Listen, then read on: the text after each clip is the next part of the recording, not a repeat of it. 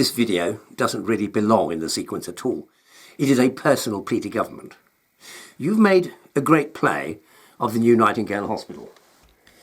The new NHS hospital, built in just over a week in East London, has begun treating its first coronavirus patient. No, wait, you haven't built anything. You equipped an exhibition centre as a hospital. That's a remarkable achievement, but don't diminish it by overstatement. In an earlier video, number 3, I think, I made these points.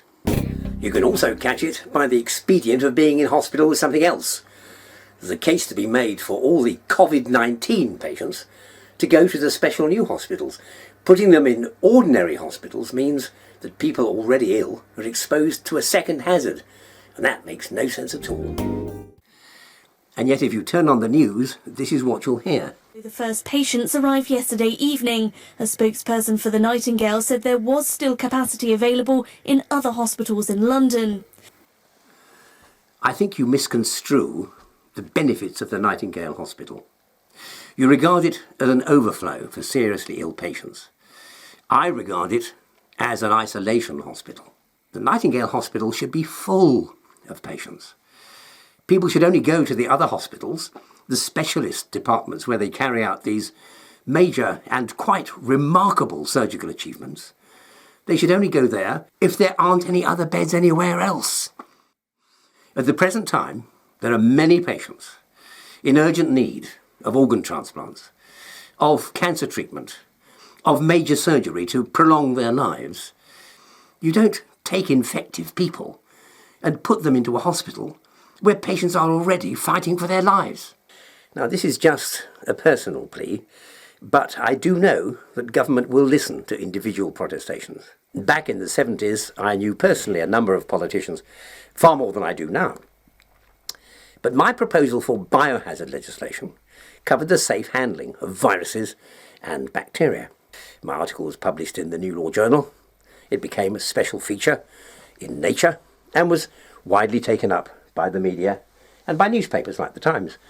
I believe it was on the 24 Hours programme that I produced a culture of diphtheria from my pocket and showed it to a startled Ludovic Kennedy. And I made the point that you could carry dangerous germs anywhere you wanted at that time and handle them as you wished to.